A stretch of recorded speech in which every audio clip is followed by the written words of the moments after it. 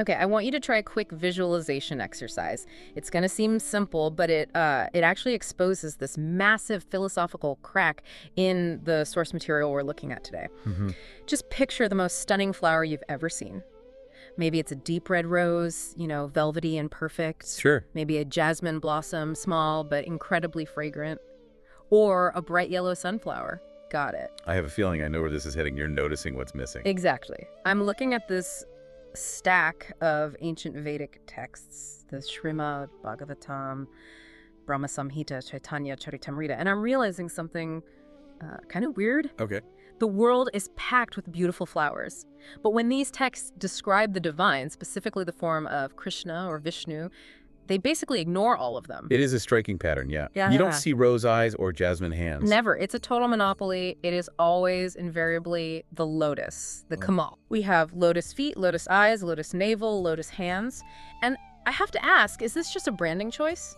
Did the ancient poets just get stuck on a specific aesthetic, or is there an actual reason why a rose is, forbidden? It's definitely not just aesthetic.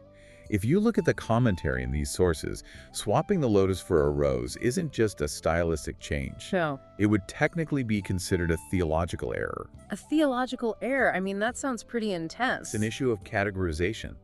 The argument the texts make is that this isn't poetry, it's metaphysics. Okay. To compare the divine to a rose is to commit a category error about the nature of reality itself. Wow. Okay, that is a huge claim for a flower. So the mission for this deep dive is to figure out why.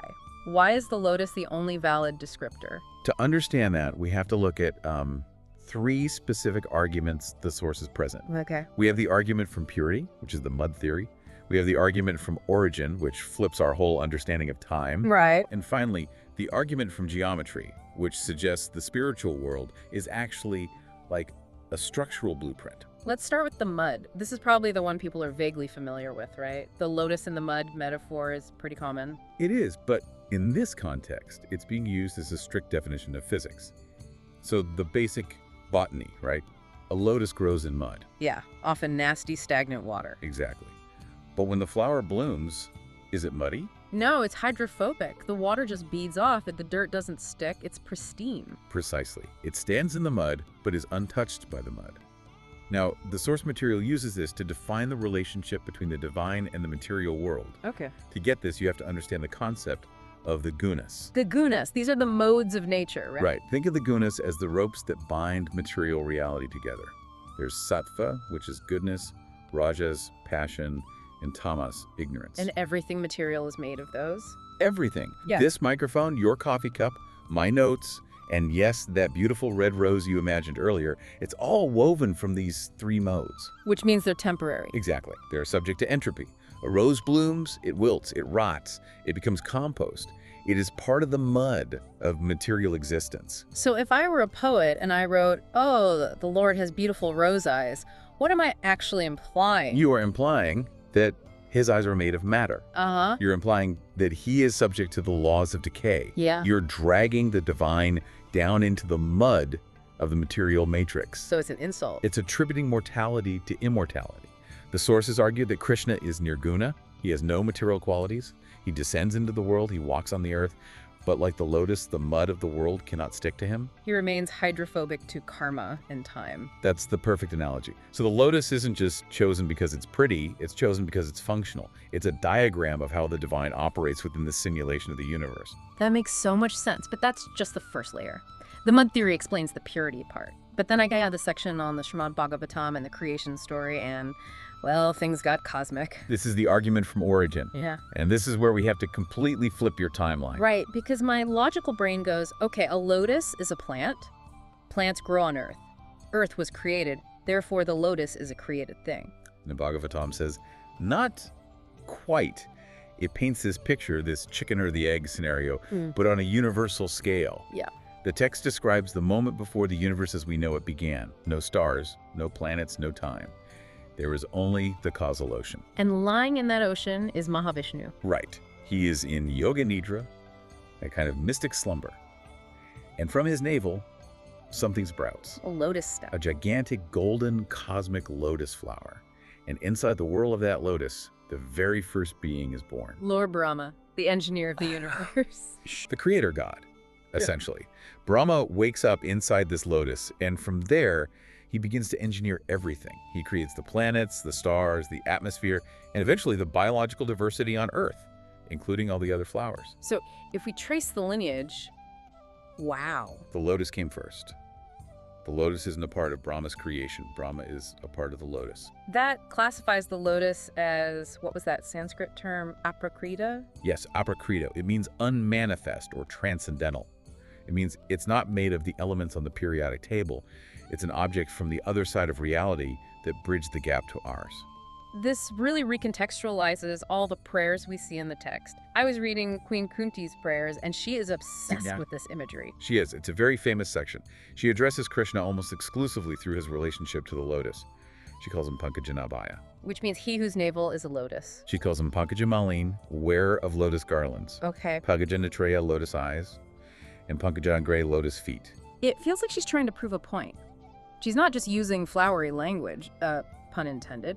She's citing his credentials. Exactly. She is effectively saying, I know who you are. You aren't just some regular human king.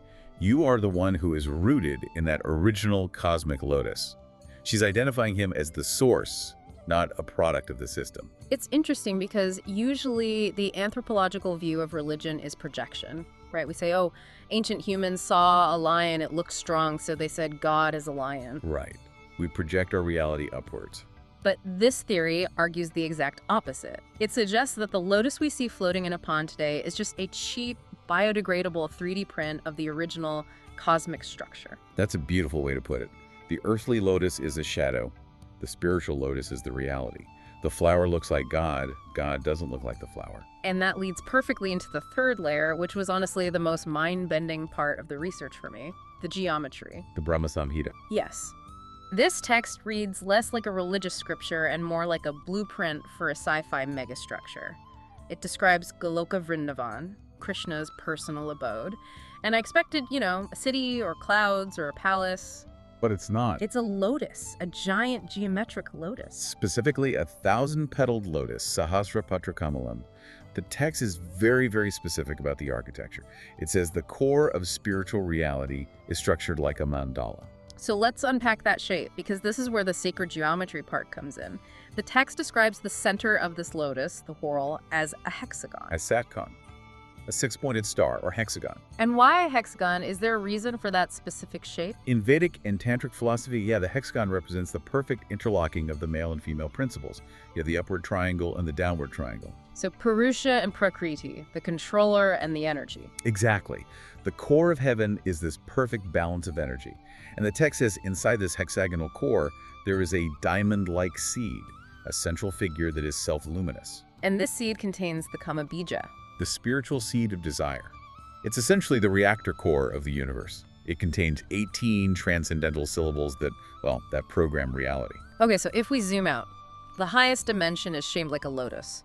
The universe was born from a lotus. And that is why the monopoly exists.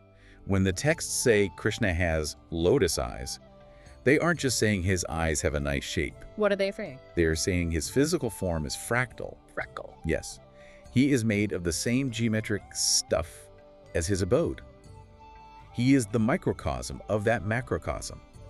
If you live in a dimension shaped like a lotus and you are the source of that dimension, then your body reflects that geometry. So comparing him to a rose would be a geometric error. You'd be using a chaotic earthly pattern to describe a perfect transcendental structure. It's like trying to describe a skyscraper using the blueprints for a mud hut. The complexity just isn't there. That is a wild concept. So we've gone from the macro, the universe, and the abode down to the micro, the body itself. And the sources get very specific here. It's not just a general vibe. No, it's anatomical. The Chaitanya Charitamrita lists exactly 8 locations on the divine body that are lotuses. Just 8? Just 8. It's a strict list. Okay, walk us through them. Okay, so you have the face, the Vedana, the navel, the Nabi. Then you have the pairs. Right. 2 eyes, the Nitra. 2 hands, Kara. And 2 feet, Charana. Face, navel, eyes, hands, feet. That's 8. And what I found fascinating, and I know you noted this too, is that it's not just visual. The text appeals to the olfactory sense. The smell, right. Yes. It explicitly states that these 8 lotus parts emit a fragrance. But it's not just a flower smell. It's a mixture of lotus and camphor. Camphor, that's such a distinct smell. It's cooling, medicinal, almost sharp. It is. And it's not a smell that the human body produces naturally. If you smell a human hand, even a clean one, it smells like skin, oils, maybe a little sweat. Or soap. Or soap. But you don't naturally exude camphor. So by specifying this alien fragrance, the text is again reinforcing the otherness of this form. It's telling the listener, this looks like a human form, but do not be fooled. The biochemistry is completely different. It's like forensic evidence. Subject exhibits non-terrestrial scent profile. Exactly. And speaking of forensics, we have to talk about the feet. The soles of the feet. This was really detailed. It is. In the Vedic tradition, the soles of God's feet, specifically the lotus feet, are said to be marked with auspicious symbols. It's like a palm reading, but for the feet. There are 19 marks in total. And these are things like a thunderbolt, a flag, a conch shell, a fish. An elephant goad, a chariot, all these symbols of royalty or power. But amongst all those symbols, there's only one flower. The lotus. The lotus. No rose, no jasmine. It is the only botanical symbol that makes the cut onto the divine soul. It really feels like the lotus is the seal of authenticity. Like if you don't have the lotus mark, you aren't the avatar. That's a fair way to put it. It's consistent across all the iconography. I mean, even if you look at the four-armed form of Narayana, he holds 4 items. The conch, the discus, the Well, club. and the lotus. And the commentators explain that the lotus there represents komalta, tenderness.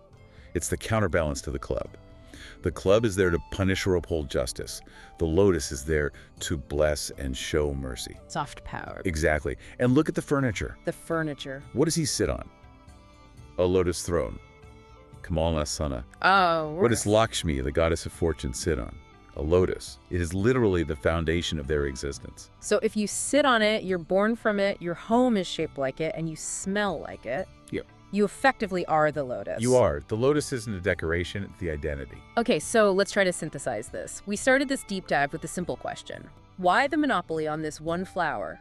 Why can't we call God a rose? And we found the answer is really a 4-part argument. Pillar 1, the mud. Purity. The divine exists in the material world but is never touched by it. Only the lotus demonstrates this hydrophobic physics. A rose gets wet and rocks. The lotus stays dry and pure. Pillar 2, the origin. The navel.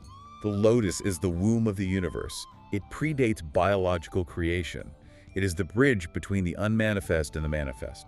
Pillar 3, the geometry. The abode. The spiritual reality is structurally a hexagonal lotus mandala. It is the blueprint of home. And pillar 4, the body. The anatomy. The 8 specific points on the body that carry that specific scent of camphor, and the markings on the feet that verify the identity. So the conclusion is, to compare God to a rose is to place him inside the matrix.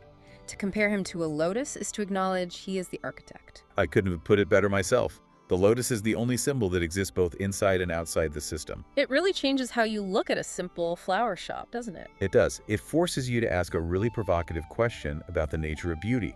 Which is the beauty we see in the world, the roses, the sunsets, the landscapes, is it original? Or is it just a reflection? right. Is it the thing or is it the shadow of the thing?